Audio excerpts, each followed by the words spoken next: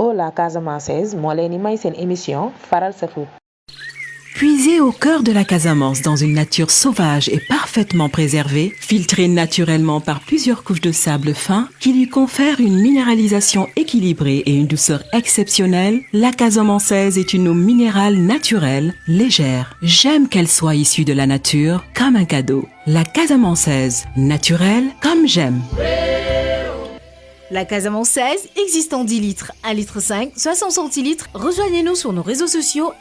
@Casamançaise.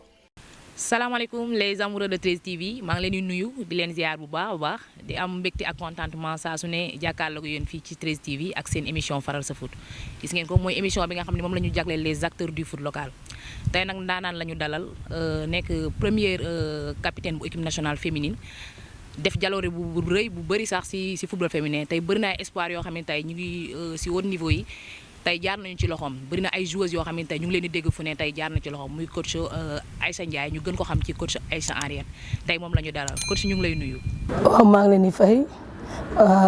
tey TV di leen wax ni merci si invitation bi aussi ak initiative bi parce que daf ñuy permettre ñun ñëpp ñu gën ñoo xam rek nit ñi gën ñuy xam ci société bi aussi. mu nekk initiative boo xam ne aussi bu ñu leen ci ooyee dama ciy daw sax ndax aujourd'hui bu ñuy wax li ñuy wax rek football la ñuy waxtaanee te football bi dafa laaj aussi genre émission yu mel nii pour nit ñi gën a xàmmee xam ban discipline la ñuy pratiquer. parce que souvent dañuy dox ci mbedd yi nit ñi duñ ñu mën a xàmmee en tant que basketteuse ak yooyu c'est vrai que image yi day nekk seen bopp mais duñ ñu mën a jox qualificatif type ni ñi ay anciennes joueuses dañ wala ay entraîneurs lañ. bon ma embauché liggéey boo xam ne tey dafa jafe ci jigéen nekk jigéen di coach ay góor loolu mu nekkoon loo xam ne lu doy waar trop nekkoon parcours boo xam ne xawoon na métti mais alhamdulilah parce que tey nit ñaa ngi commencé gis ni ay jigéen ñi ngi coach ci àdduna ak wér-ngeen képp da ngay dem ba léegi sax dañ lay jàppi comme góor a taxaw rek di coach. ok coach loolu tey jigéen buy coacher ki nga xam ne moom mooy dajale ay góor di leen coacher nekk na loo xam ne tey jafe na mais loolu dinañ ci revenir après ci débat bi donc ñu ne Aïssa Henriette moo nekk première capitaine bu équipe nationale féminine est-ce que mën nga ñu revenir tuuti si sa parcours si football féminin bi ban équipe nga njëkk jaar parce que ñu tey war nañ xam ñi nga xam ne tey parce que ñu dëgg la xam nañ la mais am ñi nga xam ne tey xamuñu la bu baax war nañ xam coach Aïssa ban équipe la njëkk jaar parce que ñu bëri ñu ngi koy demander. waaw question laaj tontu bu may neex la parce que football féminin ñëpp xam nañ ni benn club fi jiitu muy Gazelle muy Gazelle de municipalité bu Elliott Pape Samba Xuma yàlla na ko yàlla yërëm moom moo ma fi indi ma ñëw football si Dakar boo ñëwee Dakar na nekk fi Gazelle di football ak moom ba li yàlla def ma jaar ci quelques clubs mu nekk Aigle de Médina ñëw jaar Sirène de Dakar doog a dugg sélection équipe nationale nag njëkk a takk capitaine équipe nationale bu Sénégal ci jigéen mu nekk équipe bi nga xam ne mu ngi judd en 2002 mun naa wax génération ñoom Aliou Cissé ñoom la ñu fekkantal foofu ñun ñëpp benn génération bi. kon 2002 la Gazelle judd. non Gazelle mi ngi judd ay années 90. 90 la Gazelle judd ku dégg Gazelle war a xam ne ñoom Mimi Touré ak ñoom Anta Bouye Thiam ñoom ñëpp jaar nañ Gazelle mooy ancien ministre waaw. parce que Elliot daan nañu wax ne ñoom ñooy suñu référence parce que ñoom dañ leen gunge woon ci wàllu jàng ak football moo tax tey ñu nekk ay ndaanaan ci biir dëkk bi ñu nit tamit boo gisee ñu dem ba toll ci yenn atu yi am ko c'est parce que ki ñu yoroon Elliot daf ñu doon wax ne da leen jàng di football gëmuloo ñu nit dañu war a football mu nekkoon initiative boo xam ne man dama koy saluer tey aussi moom laay jéem a imprégner équipe yi ma yor muy jigéen ñi wala góor ñi dama leen wax tout le temps dee leen jàng doole ci football parce que du football bi ñëpp mënuñu si réussir mais bu fekkee am nga yeneen niveau diplôme yi dina la permettre boo footballatul nga génn ci côté jàng bi am métier. mais est-ce que jamono yooyu tey football féminin parce que football féminin ku ñu ko gars yi waxee rek. bëriwul c'est-à-dire bëriwul fans tey fii ci Sénégal gars yi ni ñu ko waroon jàppee ay jamono jàppee wuñ ko noonu naka ngeen doon dundee loolu moment yooyu noonu est-ce que moyens yi mi ngi doon am. voyage yi ñaata équipe moo amoon jamono yooyu est-ce que jongante yi taxoon na mu demee noonu tamit aussi. waaw bu njëkk ba jongante yi taxu ko demee noonu parce que ñeenti club rek moo fi amoon muy Gazelle muy Dorade ak Tigres bu Thiès ak Sirène de Dakar mu nekkoon ñeenti club yoo xam ne ligue championnat ligue dañ ko doon football. Sénégal yëpp. Sénégal yëpp 4 club waaw 4 équipes rek moo fi newoon mooy équipe bi ma jot a cité à part ça mu nekkoon loo xam ne dafa métti woon trop parce que lu tax mu métti woon mooy que ni amul woon moyen amul woon subvention amul woon dara ligue de Dakar bi moo ko daan organiser ak yeneen club yi nga xam ne région yi doog a judd doon ñu invité daan nañ ci dem ba Gambie sax su ma juumal en 97 lañ dem Gambie Yaya Jammeh président bi fa nekkoon jot ñooy invité ñun Gazelle ñu dem jouer ak équipe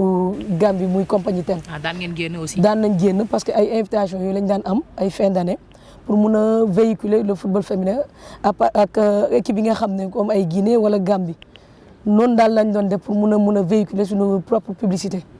mais lan nga def Aïssa lan la def ci football féminin est-ce que jotoon nga fi jël ay trophées compétition africaine aussi est-ce que jamono yooyu fekkoon na Sénégal mi ngi ci doon participer. bu baax. waaw jamono yooyu fekk na ñu ngi football mais jël naa fi lu ne booy ne lu ne championnat moo fi amoon ak tournoi ligue bu Dakar chaque année bu yàlla defee su championnat jotee moom daan naa nekk si ñu koy jël. jamono yooyu coupe du Sénégal amagul woon. coupe du Sénégal boobu amagul woon coupe du Sénégal bu muy am sax yàggul mais boobu jamono championnat moo fi amoon ak coupe de la ligue. képp ku xam Aïcha xam nga ni bu duggee ci terrain nga xool ko muy football sax dañ ma daan méngale góor ñi parce que dañ daan wax sama talent sama vivacité de jeu ak corpulence bi ma am wanewuloon ni kii jigéen buy football la ci ay jigéen au contraire dañ doon gis ni góor la parce que góor ñi laa daan entraîner ci ñoom laa amee capacité boobu ak mental forte boobu ba mu am atu boobu moo tax bu ma daan football nit ñi dañ doon werante sax ñenn yaa yow jigéen nga ma la mais jigéen laa ñu non jigéen mënul def lii parce que c'était dafa nekkoon loo xam ne football ak góor ñi ñoo la may doole boobu parce que man dama nekkoon koo xam ne discipline école laa commencé football muy camp Paul-Père bu gendarmerie bu Wakaam góor ñi rek laa daan àndal di football waaw parce que dama daan def athlétisme aussi moo ma gënoon may atu boobu aussi. Aïcha tey bëri na ay joueurs yi nga xam ne tey formé na leen. yore équipe fi nga xam ne mooy Ziguinchor. formé ay joueuses. formé aussi ay joueurs. ba pare récemment ñu joxoon équipe Casa Sport bi est-ce que mën nga ñu revenir si ñi nga formé tuuti comme lu ci mel Arial Mendy ak Franck Kanouté. waaw damay wax ni man dama teel a yor suma diplôme entraîneur maa ngi def suma premier diplôme en 99 muy socio-éducatif ak initiateur def grade district arbitre nag yàlla def en 2002 équipe nationale ñëw ma nekk ci football en même temps di continuer di def samay formation dem fi ba France pour def éducateur de quartier xam nga diplôme éducateur moom la ñuy njëkk a laaj entraîneur. jógee fa dem Hollande. sa premier diplôme yaa ngi ko am ban année. maa ngi ko am 99. 99 la am suma diplôme entraîneur initiateur kon bokk nga si jigéen ñi njëkk a am diplôme. football initiateur football si parce que bu ma ko daan def sax je crois que maa ngi amoon ay 17 ans na amoon boobu mag ña may wax ay anciens joueurs ñoom jëm si yàlla Michel Diatta. teel nga dugg ci langue bu mag bi ah. dama ci teel a dugg parce que ki ma formé Ablaye Ba bu may dégg dina xam li may wax boobu lu tuuti laa dañ doon wax ni kii du mën a continuer stage parce que aspect préparation ñu doon def physique beeg endurance yi kii mënu ko tenir mais au contraire dama leen bett ma ñëw nag yor sama école de football Ziguinchor nekk fa en 97 di coacher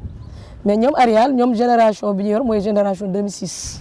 Arial Mendy ak Moussa Wagué. Wagué jaar na si yow. Moussa Wagué dama ko fekkoon Bignona comme maa représenté Jàmbaar doon ko defal ay sélection ci région bi fa laa ko jëlee indi ko test si Jàmbaar yi Wagué mii moo Arial ñoo daan tëdd benn lal moo tax ñu xamante dañoo miinante sax ñoom. ah bon Kanouté moom dafa nekkoon après ñoom Arial la ñëw. Franck Kanouté mu nekk xale boo xam ne bëgg lu muy def foo ko fekk il était tout le temps timide réservé ça ne veut pas dire que bëggul jege kenn mais nit la boo xam ne dafa teey dafa dal boobu tey boo xoolee sax buy football dal boobu ngay gis si moom. bien sûr waaw Aïcha nag ñëw nekk fi en tant que entraîneur jékki-jékki yor fi ay góor mu jaaxaloon ñëpp nag kii nan la dafa war a mun a yor ay góor. oui parce que dafa déjà nekk jigéen. nga mën a gérer ay góor rek tout à fait un problème. tey nag loolu tamit day metti. bu jàppooti dina xaw a difficile wala soit am na ay moment yoo xam ne ni tey parfois di nga wax ak gars yi sax ñu xaw ne non ñun jigéen duñu diriger parce que Sénégal loolu la ñuy wax. jigéen duñu diriger. oui. waaw loolu nekkoon na loo xam ne métti parce que ci mouvement navétane bi laa ko gënoon sentir ay jàmmalaay Grand Médine bi ma yor fi Dakar. dañ doon wax ni jigéen duñ ko jox suñu équipe. mais yàlla dafa def man dama nekk koo xam ne dama sawar damay dugg ak ñoom di football booy football ak ñoom dañuy dem ba mujj dañuy découvrir sa talent xam ne kii la muy def xam na ko min na ko parce que sous-estimation boobu aussi dafa laaj aussi benn découverte ci kii lay sous-estimer mu xam ki may sous-estimer ban qualité la ma tane bu ñu demee ba xàmmee ko ràññee ko rek dafay jàll. coach léegi da nga fi tudd sànq tey lu ci mel ni Moussa Wagué Franck Kanouté ak Arial Mendy. ñoom ay espoir lañ. tey ñu ngi leen di dégg tey ci club yu mag yi. mais est-ce que ba tey yaa ngi déggante ak ñoom parfois ñu woo la nemmeeku la parce que tamit nit bu jaaree ci yow war nga ko mën a nemmeeku est-ce que ñoom ñu ngi def loolu noonu acte yooyu noonu acte de reconnaissance. waaw acte de reconnaissance dafa commencé si di déggante ak nit ki. mu delloo la cër bi nga xam ne moom nga ko joxoon ba muy ndaw delloo la xam-xam bi nga moom mooy tey seen résultat rek wane na ni delloo lañ ñu pas-pas bi ñu amoon ci ñoom benn reconnaissance ba may wax parce que am na kenn si ñoom koo xam ne dafa jënd sax terrain may ma ko Mbour. ah bon mu nekk lu ma bett trop. waaw jënd terrain may ma ko mun naa sax jaar ci turam. muy Arial benn ba Mendy maa toog daawati géeg moo ma ne ma coach ma ne ko lan la mu ne ma yaay man yaay la may woy dama woy coach waaw yaayam bu ko jur ne daf ma ko batale ba muy xale mu ne damaa jënd terrain jox la demal Mbour ñu wan la ko mu nekk acte de générosité boo xam ne tey ba tey su ma tëddee dina la bu ñu lu rëy parce que am na si ñu bëri ñu ma gën a formé ay joueurs mais njukkal bi ma Arial delloo ñu ci bëri dunduñu ko si seen i joueurs may ñaan tout le temps joueurs yooyu aussi nañu bàyyi seen xel ci éducateurs yi nga xam ne ñoo leen formé ci école de football yi bu ñu rus a jaar ak ñoom jaar seen tour wala defal leen siggil leen parce que ba muy metti ñoom la ak ay moyens yoo xam ne amuloon sax doo may ay benn bal ñaari bal nga daan am di entraîner ay joueurs tey xale yooyu bu ñu dem ba toll ci niveau bi war nañu mën a gestu xammee éducateurs yooyu def yooyu performance ci ñoom bien vrai que dañuy jaar si ay centre mooy centre continuité la mais balaa continuité dafa am nit ki foo xam ne foofu la sasoo sas boobu nag mooy fu ñu door mooy base bi ñun base boobu lañ def ci xale yi parce que xale yi bu ñu amoon talent boobu centre de formation yooyu duñ leen jël mais nañu xàmme tam entraîneurs yi def loolu si ñoom. centre de formation balaa muy recruter joueur bi dina am. mais dafay fekk joueur bi jaar am xarañte bu ñu def si moom si ñoom. mooy xarañte boobu ngay wax noonu ñoom dañuy fekk xale bi technico tactique buñ koy recruter moom lañ koy jëlee les aspect compétition bi centre de formation yi moom la ñuy ñëw yokk ko ci moom ak yeneen aspect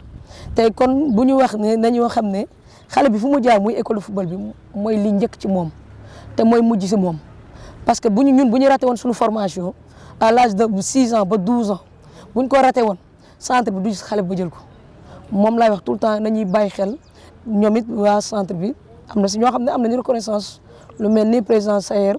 ma di ko féliciter au passage di ko remercier am nañ benn reconnaissance boo xam ne dañ koy am ci ñun. Sayer dégg naa yaa ngi liggéey ak moom ah. mooy dégg ci gars yi Aïssa waaw. président Sayer. Puisé au cœur de la Casamance dans une nature sauvage et parfaitement préservée, filtré naturellement par plusieurs couches de sable fin qui lui confèrent une minéralisation équilibrée et une douceur exceptionnelle, la Casamançaise est une eau minérale naturelle, légère. J'aime qu'elle soit issue de la nature comme un cadeau. La Casamançaise, naturelle comme j'aime. La Casamançaise existe en 10 litres, 1 litre 5, 60 centilitres. Rejoignez-nous sur nos réseaux sociaux @Casamançaise. président Sayer dafa nekk ku laabir ku oyof. ku bëgg nit ku xeebul jigéen. waaw parce que mun naa la ko wax tey jabaram muy tàddee ba aussi jël ñu def ñu comme njabootam Sayer ñëw jël ma yóbbu ma ba Hollande ma dem di def suma formation coaching mu ñëw boole mag Hollandais may dem fu nekk àdduna war ngel képp di jàngale. tey niveau bi ma dem ba am ko kaaf ngir yàlla formation yi ma yóbbu Hollande ma ñëw wane xam-xamu Hollande biir Sénégal def ay résultats yu pertinent ci coaching kon tey dem njukkal boobu moom moo ko moom parce que mënoon na ma xoolee ni jigéen laa mu yoroon na ay góor ñu nekk fa ñaari jigéen su 50 personnes ñu ne la tànn nga tànn Aïcha waaw maag Abdoulaye Seck bi newoon génération foot def consultant ñun ñaar ñoo fa demoon ak benn Aboubacar Ba kon tey su ma ñëwee ba am njukkal boobu rek moom moo ko war nga ko mën a delloo. waaw dañuy delluwaat aussi si football féminin. parce que gis nañu jamono le passé joxoon nañ la Casa Sport. nga ñëwoon fekk Casa si situation yu métti. am joueurs yu bëri yoo xam ne tey quitté woon nañ fa dem ci yeneen club. ñu naan Casa mi est-ce que du wàcc. déedéet Aïssa ñëw am benn affaire boo xam ne indiwaat na ko Casa Sport. donc naka nga liggéey loolu noonu ak lan moo la indi Casa. Amina question bi nekk na question bu ma neex parce que tey. damay wax football féminin tey niveau bi dafa baax dafa wàcc li tax ma di ko wax mooy formateurs yi wala coaching yi entraîneurs yi fa nekk dafa am benn façon coaching boo xam ne si football féminin entraîneur bu ko xamul ak nooy yor ndaanaan kàngam pour nga def résultat dina jafe mooy jigéen dafa am ay base éphémère mooy base chic bu ñuy wax noonu mooy ñun dañuy teel a gis suñu bopp te jigéen dafa yor noo esprit boo xam ne gaawul yor esprit de dépassement. benn bi pour nga liggéey ak ñoom foog nga nekk koo xam ne da ngay am caractère bi mooy que ni teel leen xamal ne ñun ay jigéen lañ mais su weesoo ñun ay jigéen lañ ñun ñoo dugg ci domaine football bi nga xam ne góor ko daan def mais dina am benn aspect mental fort boo xam ne da ngay ñëw installé ko et je crois que moom laa indi Casa Sport dama ñëw wax na ni ay xale ngeen ñun dañoo football ba jeexal tekkiwuñu si yéen pour ngeen tekki si foog ngeen boole ko jàng am ci fulla ak fayda gëm seen bopp te gëm sa bopp mooy teel a pare entraînement ñibbi sa kër. bu la kenn loolu dugal seen bopp. dama ko teel a dugal seen bopp am attitude yoo xam ne dama ko génne ne leen ni le professionnalisme c'est pas que nga signé contrat dem Europe mais fii nga koy doone ba pare sa club bi nga ne loolu mooy tax tey ñiy xàmme joueur bu baax bi ak joueuse bu baax bi parce que tey dañuy ràññee ni football féminin toll na foo xam ne niveau bi dafa baax lu tax mu baax mooy que ni xale yooyu di def football bi tey bëgguñu ko booleeg jàng parce que football léegi dafa laajte calcul à la vitesse mooy foog nga nekk mathématicien type mooy di teel a xalaat teel a def kon tey dañuy dem ci principe boo xam ne ku jàngul dëgg place boobu doo ko ci am ci football bi kon damay yee ñaax xale aussi ñu boole kook jàngi parce que Casa soo xoolee sama club mënuñu la wax ni joueuse bi du jàng ñëpp a jàng ku ci jàngul dama la yóbbu métier mais mën naa wax ne ay 3 personnes ñoo newoon ci club bi sur 25 effectifs 3 rek ñoo ci demul école le reste yëpp dañuy jàngi. ok nga ñëw aussi parce que Casa je pense am na année boo xam ne nii si bi nga ko yoree. finaalu na championnat waaw. pour la première fois laay wax sax mu am équipe bu région bu ñëw joué ji championnat dindi ko ci waa loxo Dakar. te Aïcha moo indi loolu. waaw ñëpp di wax ni kii fu mu jaar parce que dañu waxoon équipe bi du dem parce que ay xale yu ndaw laa yoroon mais dama leen gëmloo ni la may wax boo leen ko déggee ñu dem ñu ànd dañuy dem jëli ji ko te dañ ma ko nangul ñëpp gis ni Sénégal yëpp gis képp xool équipe Casa bu daawaati géej gi nga taxaw xool ko techniquement tactiquement. da ngay leerlu ni ñii dañoo liggéey am na liggéey bu ñu def ci ñoom. moo tax bu ñuy ñëwee championnat final championnat même président bi gëmu ko woon. parce que dañu gis ne équipe yu bëri balaa ñu jël sax dañuy recruter. mais yow booy yi fa nekk ñoom nga fa téye leen. former leen am loo def ci ñoom. booy yooyu ñoo final. te amul benn koo xam ne mën naa la wax ni si région laa la jëlee ñëpp. Casamance lañu dëkk lu ñu ñëpp di wax guleet. waaw dañu si profité waale di nuyu suñu sponsor Casamance ñoom ñooy jàpp ci liggéey bi. xam nga di employé doomu dëkk bi. donc boo nekk sponsor Faral sa foot. ñu ngi leen di jaajëf bu baax di wax gars yi nag Aïcha. bu doon yaa ngi naan yeneen ndox del jëfandikoo Casamance parce que comme Casamance nga dëkk te déjà ñoom bëri na loo xam ne tey ci dëkk bi tey sénégalais yoo xam ne yu bëri tey Casamance moo leen employé di leen jàppale ci lu bëri donc ñuy jëfandikoo rek Casamance te dafa am secret bu ci nekk mooy oyof na légère na c'est-à-dire da nga koy naan mais da ngay bëgg di naan di gën a naan da ngay naan doo màndi waaw boo ma laaj lii dafa nekk initiative bu rafet man bu ma gisee sax auto au Casamance damay ne vive Casamance yooyu may wax ne yow sa jikko dara baaxu ma ne non parce que ndox la boo xam ne tey ku ko naan ku nekk war ngaa xam ne sell na am na gu neex na trop oyof na man dama ciy naan du ma doyal boo ñëwee sama néeg da ngay fekk bidon yi parce que yàlla def na seen sponsor mu egg ak Casa Sport ñoom ñoo ñu sponsorisé des fois sax dañuy jox ay t-shirt jox ñu ay affaire si suuf. dëgg la merci beaucoup léegi dañuy revenir juste si 2 points avant ñuy terminer. muy après dégg nañ la si équipe nationale U20 nga nekkoon adjointe bu Pape Laye. mais gis nañu aussi yàggoo fa ñëw nga fa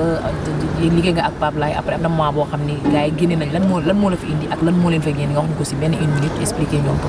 Amina wax nga ma loo xam ne tey ñëpp dañ ko doon laajte. même ay journalistes dañuy laajte la pourquoi ñu génne leen ci U20 bi mu nekk loo xam ne muy man muy Pape Laye kenn mënu ko tontu. ah lu tax loolu. parce que ba ñuy lay génne kenn tàggoowu la kenn oowu la ne la lii moo tax ñu génne la.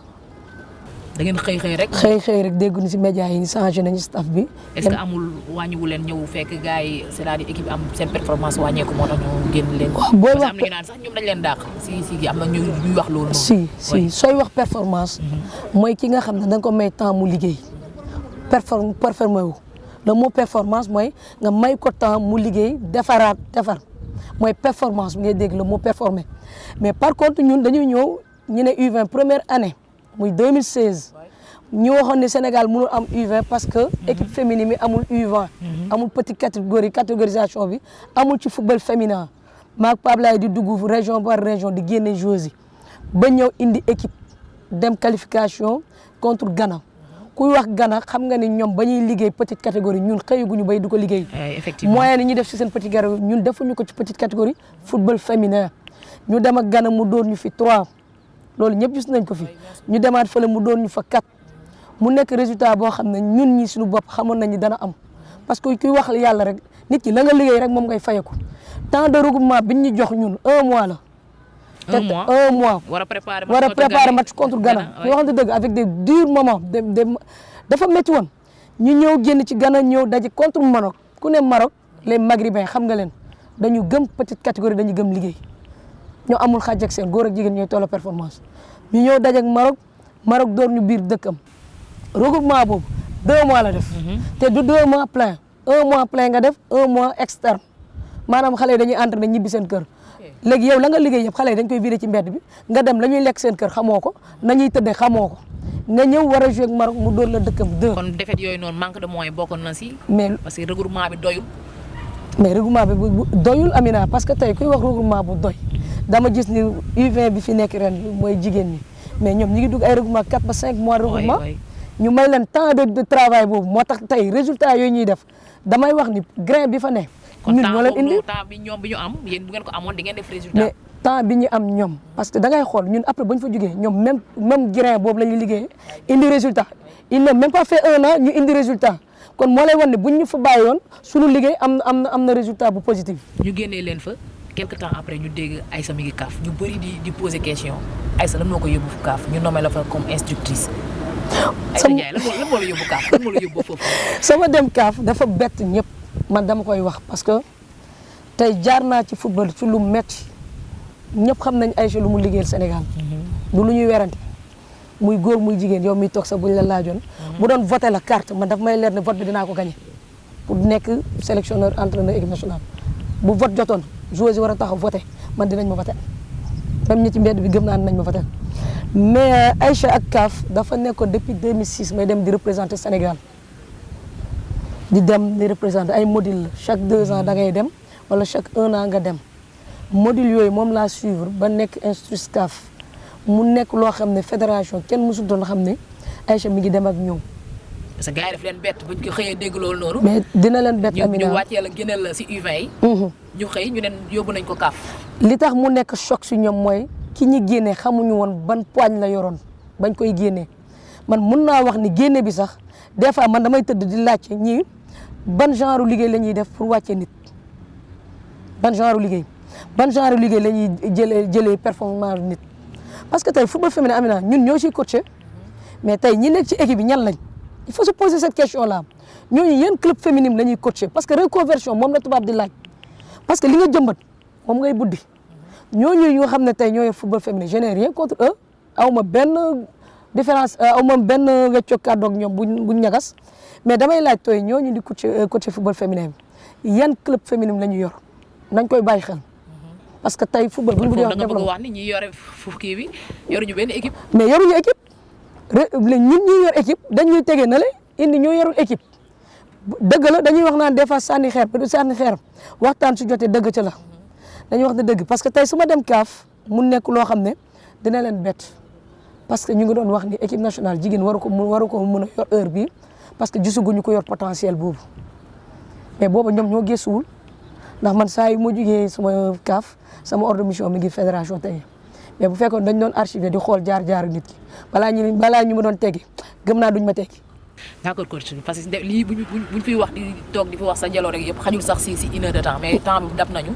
te mënuñu jeexal te waxuñu si football féminin aussi sa association lan moo tax association judd ak lan mooy mbébétam si 1 minute rek parce que temps bi dab nañu. waaw association soo see ñu créé ko mooy association nationale des joueuses anciennes joueuses football féminin yi tey soo see ñu koy def mooy que ni dañuy gis le football féminin amul structure amul base garab boo gisee reen ba fa njëkk sax buñ ko buddee garab gi du dem te football féminin loolu dañ koo buddi mooy anciennes yi amuñu seen structure amuñu benn repère ci ñoom léegi nañ bi ñu créé association bi ñuy def ancienne ak joueuses yi boole ñëpp ne ubbi association bi pour ñëw nekkal football féminin nekk seen gannaaw pour dooleel anciennes joueuses yi ñoo ko yor. waaw anciennes joueuses yi parce que dañ ko indi tey pour dooleel leen dooleel bi mooy pour ñëw dooleel suñu rakk suñu doom yi nga xam ne tey ñoom ñoo nekk ci football bi te fi ñu jaar mu métti woon lool ñu gis ni waruñu fa jaar parce que buñ fa jaaree tey leadership bi ñuy doon ut sur football ci jigéen ñi dina manqué moo tax moo waral ñu créer association bi tey ñëw nag pour dooleel suñu naataangoo muy Seyni Ndir Seck may wax ni tout le temps association bi mi ngi dund